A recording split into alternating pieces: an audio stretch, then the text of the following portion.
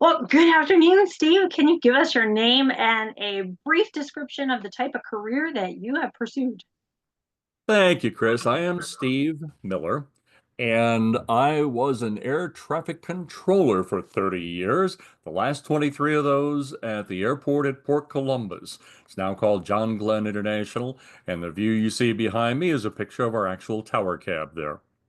Very nice. So, why in the world did you go into this career? All right. Well, always been a Very love of stressful, right? Say again? Very stressful, Yes. right? Yes, it is. Yeah. Well, I've always been in love with airplanes, and I have to credit my father really with getting me into that. He always loved airplanes. We had a private plane for most of the time I was growing up, and I got my private pilot's license while I was in school at Ohio State University. While I was there, they came around in 1979 and were giving the federal test that you had to take to be considered to be an air traffic controller. I was in private pilot ground school. I took the test. I got a 99 out of 100 on the test. Great. Wow. But they said, well, we're not hiring anybody right now, but if we ever do, keep in touch. We'll let you know. And then there was a strike of air traffic controllers on August 3rd, 1981. And I was working in radio at the time. I got out of Ohio State, worked in radio and television. I was a weekend weatherman for a while on Channel 10 in Columbus, and I was working a little radio station in Marion, Ohio when the strike happened. And they called me 2 days after the strike and said, hello, would you like to take the new test and potentially become an air traffic controller? And I said, yes. So, is there not any specific kind of education that you have to get to be an air traffic controller? If you're a pilot, you're good to go?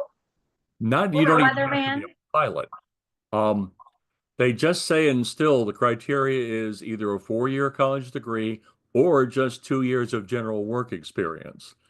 Now, there's a lot of things that you can do to prepare for it, though, as I found out.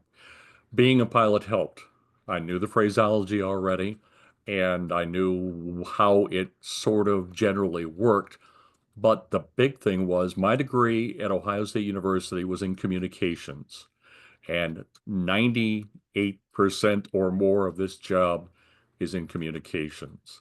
You have to be able to listen, hear what the pilots want, and then communicate clearly to them what you need them to do and what you want, and make sure that the communications loop is closed so that everybody is on the same page and everybody's kept safe. So, when you went into work, finally, as an air traffic controller, was it what you thought it would be? Um, in the end, yeah, it was. Um, I when I got hired and when one of the people came in right after the strike, there were 11,000 job openings. They needed to fill 11,000 controller openings immediately. Oh, So you're wow. sent initially to a training academy in Oklahoma City, would last about 4 months, and it's pass fail. And they only expected half of us to pass that. Um, Ours was the first class in 5 years that all 16 of us in our class passed. Oh, wow. It sent us off then because of we had gotten the best scores to places called air route traffic control centers that control high altitude traffic and over vast spaces of airspace. There's 25 of them in the United States. I got sent initially, I was thought I was going to Indianapolis Center, but at the last minute they changed it to Minneapolis Center and sent me up there. And when I got there, I found out that they had hired contractors to train us. And where do you find people know air traffic control but are looking for a job? They'd hired the strikers. And Mm. so I go in there, and the people I'm trying to take their job are now training me. And all 16 of us who made it there and started our classroom training there, they found a way to wash us all out. So I went off to a thing called a flight service station, where you give weather briefings to pilot and help with search and rescue. Did that for 2 years, and then finally was able to go to an actual tower in Pontiac, Michigan. Did that for 5 years. and then finally was able to bid back home to Columbus in 1988 and spent 23 years working in the tower you see behind me. So I would presume that it's much more difficult to be in a big metropolitan area. Does the pay also change whether you're in a very small airport or a big airport? Do you have any say in the type of place you get to end up going? Well, it's based on the amount and complexity of the traffic you work.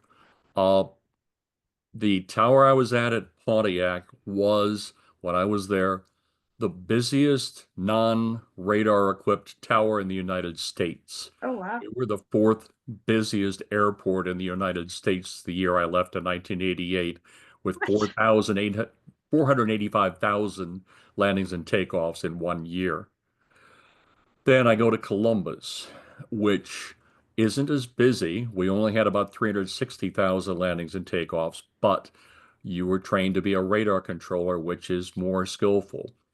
And I got a bump in pay coming from the smaller facility at Pontiac to go to Columbus.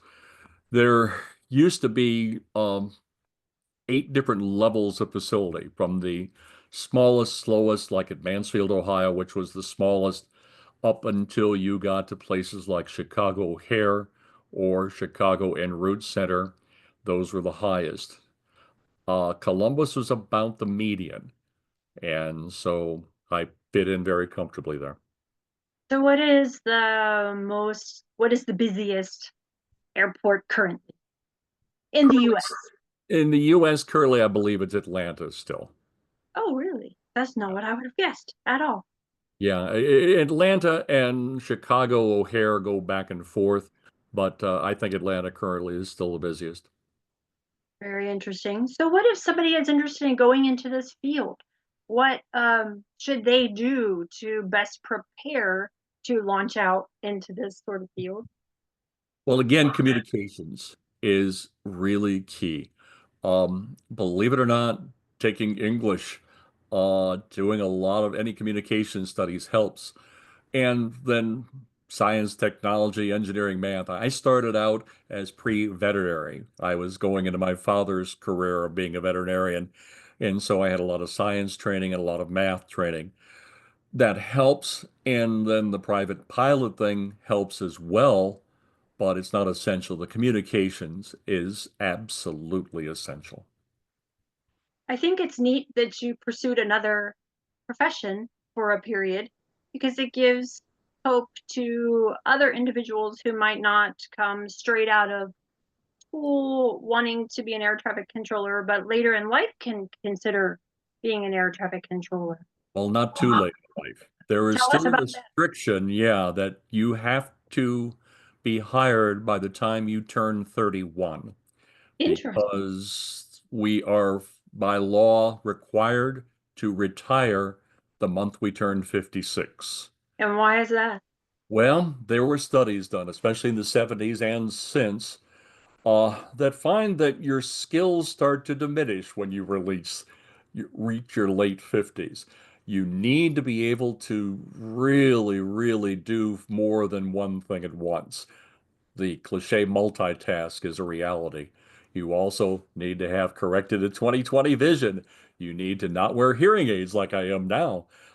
You have to keep the same physical criteria that airline pilots have to keep. Things like when I had a cold, I couldn't take over-the-counter cold medication because it possibly induced dizziness or drowsiness. So I had to just suffer through it or try other things or not work. The medical criteria are very strict. There were psychological criteria as well. But it's just something that you could try it up until 31. They've now started a training program again where you can actually go get a degree in air traffic control, a 4-year degree. If you enlist in this program and complete that, then you are offered a training slot at one of the facilities. Doesn't guarantee that you're going to make it through and get fully checked out as a journeyman, but it gives you the shot. If you don't go that route, you can go through testing And then they are hiring people and go through the FAA Academy in Oklahoma City, go through the 3 to 4 month screening process and initial training. Then you go out in the facility, and it takes anywhere from 2 to 3 years of on-the-job training to get you fully certified as a controller where you can work on your own. Very interesting. I have one last question. Please. Is there anything about this job that was a complete shock? Like you had not at all prepared for this? Hmm. That's a really good question.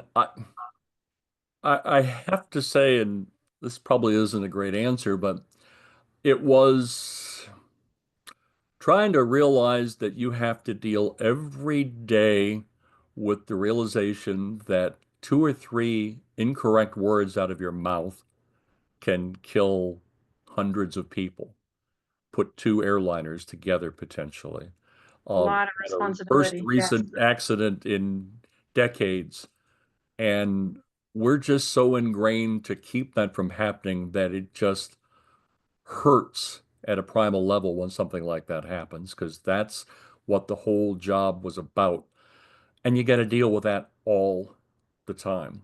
And the people who are working now have it even worse because they really need more bodies. There is a staffing crisis. There has been for a long time. So if people are interested, they need the people, but it's not going to be an easy job. Right. Lots of responsibilities. I'm sure you were an excellent one. I thank you so much for your time today. Great information. Is it all right if someone is interested in pursuing this career that they can connect with you through our website here at the club? Absolutely. All Yeah, right. Well, thank you so much, Steve, for your time. It's you're, been fun. you're certainly welcome, Chris. Bye bye.